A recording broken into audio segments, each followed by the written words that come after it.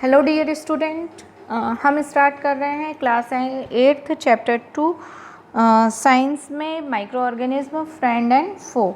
अभी तक last videos में आपने माइक्रो ऑर्गेनिज्म उनके कैटेगरी के बारे में, टाइप्स ऑफ माइक्रो ऑर्गेनिज्म के बारे में, उसमें हमने जो था यूज़फुल माइक्रो ऑर्गेनिज्म के बारे में देख चुके थे। देन हम स्टार्ट करे थे हार्मफुल माइक्रो ऑर्गेनिज्म, जिसमें मैंने आपको ये disease causing micro organism, mainly human में जो डिजीज़ कॉज कर रहे थे उनके बारे में हमने अपने लास्ट लेक्चर में देखा था। यदि आपने हमारे वो वीडियोस नहीं देखे हैं तो आप हमारे चैनल ब्रजेश बागड़ी पे जाके वो लास्ट वीडियोस देख सकते हैं। अगर आपको हमारे वीडियोस पसंद आ रहे हैं तो हमारे चैनल को लाइक एवं सब्सक्राइब करें, साथ ही साथ बेल आइकॉन प्रेस करें ताकि आपको लेटेस्ट वीडियो की अपडेट्स जो है वो मिलती रहे। आज हम स्टार्ट कर रहे हैं disease causing micro organism in animals. जो डिजीज़ कॉज कर रहे हैं माइक्रो ऑर्गेनिज्म एनिमल्स में, हम उनके बारे में देखते हैं। तो सिर्फ ह्यूमन या प्लांट में ही नहीं, several micro organism not only cause diseases in human and plants but also in order other animals. इसके साथ ही साथ ये दूसरे एनिमल्स में भी डिजीज़ कॉज करते हैं। For example, anthrax is a dangerous human and cattle disease caused by the bacterium. जैसे कि मान लीजिए एंथ्रेक्स जो है ये क्या है, एक बहुत ही खतरनाक बीमारी है। ह्यूमन में तो है ही है, इसके साथ कैटल मतलब कि जो लाइव स्टॉक हम घरों में पालते हैं, जैसे काऊ है, बफेलो है ना, उसमें ये होती है। किसके थ्रू फैलती है? ये बैक्टीरियम के थ्रू फैलती है, बैक्टीरिया के थ्रू होती है, बैक्टीरियल डिजीज़ है। Food and mouth disease of cattle is caused by the virus. बहुत सारे कैटल्स में फूड एंड माउथ, हाथ पैरों में भी जो है, हाथ और मुंह में भी डिजीज़ हो जाती है, जो कि किसके कारण होती है? वायरस में। तो मतलब जो माइक्रो ऑर्गेनिज्म है ना सिर्फ ह्यूमन में डिजीज़ कॉज करते हैं but they cause disease animals in also. अब हम देख रहे हैं disease causing micro organism is plant में कौन कौन सी डिजीज़ जो है वो माइक्रो ऑर्गेनिज्म कॉज करते हैं, कौन कौन सी डिजीज़ जो है वो प्लांट में होती है। तो हम देखें, several micro organism cause disease in plants like wheat, rice, potato, sugar cane, orange, apple and others. बहुत सारे माइक्रो ऑर्गेनिज्म जो हैं वो अलग अलग प्लांट्स में, जैसे कि वीट है, राइस है, पोटैटो है ना, इन सब में क्या है, different type of disease cause करते हैं। हम देखते भी होंगे, है ना, पौधों में बहुत सी बीमारियां लगती हैं। फसल जब बोई जाती है तो इंसेक्टिसाइड, पेस्टिसाइड्स वगैरह डाले जाते हैं ताकि इन माइक्रो ऑर्गेनिज्म से उन्हें बचाया जा सके। The disease reduce the yield of crops. और सबसे बड़ा नुकसान क्या होता है? जो प्रोडक्टिविटी रहती है क्रॉप की वो कम हो जाती है। जो उत्पादन होने वाला रहता है, जो प्रोडक्शन होने वाला रहता है, यील्ड रहती है जो कम हो जाती है। ठीक है ना। अब अभी हमने इसके पहले ह्यूमन डिजीज़ देखी थी, अब नेक्स्ट उसमें क्या है, ये एक बार प्लांट डिजीज़ देख लीजिए जो जनरली प्लांट्स में होती है। तो सबसे पहले साइट्रस कैंकर। साइट्रस कैंकर किस में होता है? नींबू में, है ना, जो साइट्रस फ्रूट्स होते हैं उनमें होता है मेनली। फिर ये बैक्टीरिया के थ्रू हो रहा है और मोड ऑफ ट्रांसमिशन क्या है? एयर है। इसके साथ ही साथ देखिए, रस्ट ऑफ व्हीट किस में होता है? गेहूं में होता है। फंजाई के थ्रू होता है और इसका भी मोड ऑफ ट्रांसमिशन क्या है? Air and seeds. बीज यदि खराब हो या हवा के थ्रू होगा। फिर नेक्स्ट देखिए, येलो वेन मोज़ेक ऑफ भिंडी। भिंडी में ये डिजीज़ होती है जो कि किसके थ्रू होती है? वायरस के थ्रू होती है और ये इंसेक्ट के थ्रू फैलती है।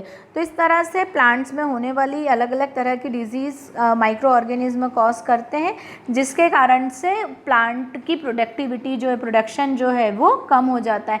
इसलिए अलग अलग तरह की दवाइयाँ जो हैं, इंसेक्टिसाइड्स वगैरह जो हैं, कुछ केमिकल्स जो हैं वो डाले जाते हैं क्रॉप पे, ताकि इन माइक्रो ऑर्गेनिज्म की से प्लांट्स को बचाया जा सके। अब नेक्स्ट हम आ रहे हैं फूड पॉइजनिंग। फूड पॉइजनिंग क्या होता है? खाना खराब हो जाना। तो माइक्रो ऑर्गेनिज्म ना सिर्फ प्लांट्स को या दूसरी बीमारियां क्या करते हैं, एयर में रह के ये फूड को ख़राब भी कर देते हैं, है ना। तो होता क्या है कि बूझो का बताया है कि वो अपनी फ्रेंड की पार्टी में गया, वहाँ उसने अलग अलग तरह का खाना खाया और जब घर आया तो उसे वॉमिटिंग स्टार्ट हो गई और फिर उसे हॉस्पिटल ले जाया गया। तो डॉक्टर ने उसे बताया कि ये जो कंडीशन हुई है ये किसके कारण हुई है? फूड पॉइजनिंग के कारण। तो फूड पॉइजनिंग क्या होता है? तो food poisoning could be due to the consumption of food spoiled by the some micro organism. कुछ माइक्रो ऑर्गेनिज्म क्या करते हैं? फूड को ख़राब कर देते हैं, और यदि वो फूड हम कंज्यूम कर ले, खा लें, तो वो क्या होता है फिर हमारी बॉडी में जो है उसके हार्मफुल इफ़ेक्ट दिखाई देते हैं। Micro organism that grow on our food sometime produce toxic substance। कुछ माइक्रो ऑर्गेनिज्म फूड पर ग्रो करते हुए कुछ टॉक्सिक सब्सटेंस प्रोड्यूस कर देते हैं। These make the food poisonous causing serious illness and even death। कई बार ये क्या होता है, इसके कारण बहुत ज़्यादा बीमारी हो जाती है और यदि ध्यान नहीं दिया जाए तो व्यक्ति की डेथ तक हो जाती है। So it is very important that we preserve food to prevent it from being spoiled. इसीलिए खाने को हमेशा सुरक्षित रखना चाहिए ताकि वो ख़राब ना हो, है ना। बाहर ज़्यादा देर नहीं रखना चाहिए, फिर गरम खाना ही खाना चाहिए बहुत दिनों का, मतलब ऐसा नहीं आज का खाना कल खा रहे हैं, कल का परसों, इस तरह से बाहर से जो फूड है बाहर का ज़्यादा नहीं खाना चाहिए क्योंकि हमें पता नहीं होता है वो किस तरह से बना हुआ है। तो ये सब चीज़ें ध्यान में रखकर हम फूड पॉइजनिंग से बच सकते हैं।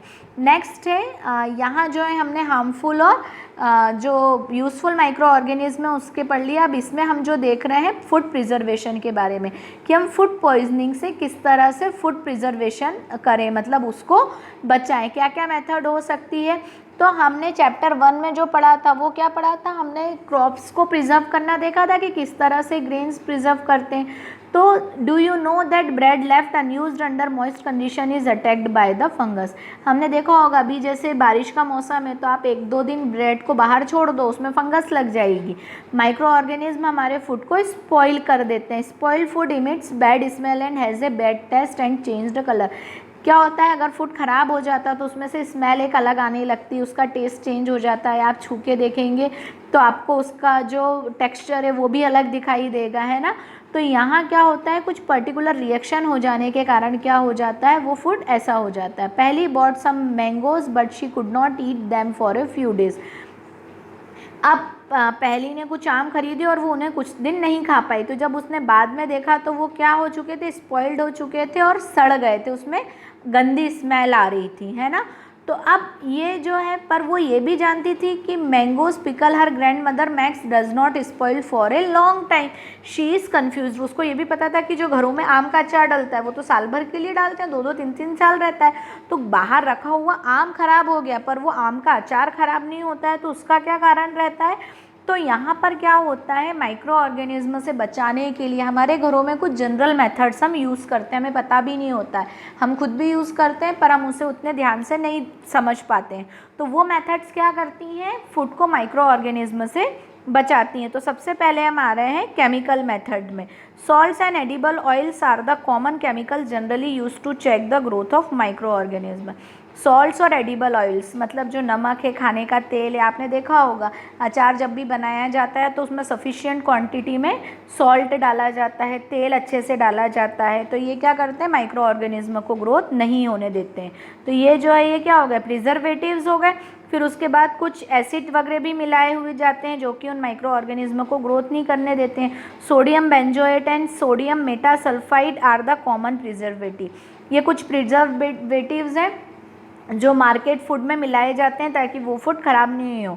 These are also used in jams and squashes to check their spoilage. देखिए जैम्स वगैरह हम जो बाज़ार से लाते हैं या इस तरह का कोई आइटम जो लेके आते हैं उसमें ये प्रिजर्वेटिव्स मिले हुए रहते हैं ताकि वो लंबे समय तक ख़राब ना हो।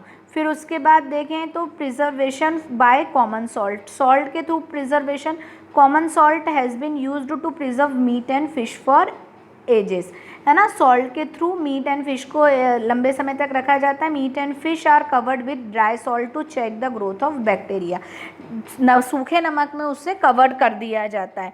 फिर हम जो आंवला वगैरह है या रॉ मैंगोज़ हैं, है ना, टैमारिंड, इमली को रखते हैं। फिर कच्चे आंवला जो रहता है, आंवले को सुखाकर उसमें नमक मिलाकर रखते हैं, है ना। तो ये सब चीज़ें जो हैं, कच्ची केरी जो है उसे सुखाते हैं उसमें नमक मिलाकर, है ना, जिसे हम अमचूर बोलते हैं। तो इस तरह से इन्हें घर पे प्रिजर्व किया जाता है। तो ये जो है ये डिफरेंट टाइप के प्रिजर्वेशन किसके थ्रू किए जा रहे हैं, कॉमन सॉल्ट के थ्रू किए जा रहे हैं। आज के मैं वीडियोस में इतना ही बता रही हूँ, और भी आगे प्रिजर्वेटिव्स के बारे में है, हम वो नेक्स्ट लेक्चर में देखेंगे। उसी के साथ साथ नाइट्रोजन फिक्सेशन जो है हम नेक्स्ट वीडियोस में देखेंगे। आप इतना देखिए, अगर आपको कोई भी डाउट, कोई भी प्रॉब्लम है तो आप मुझसे पूछ सकते हैं। Thank you so much.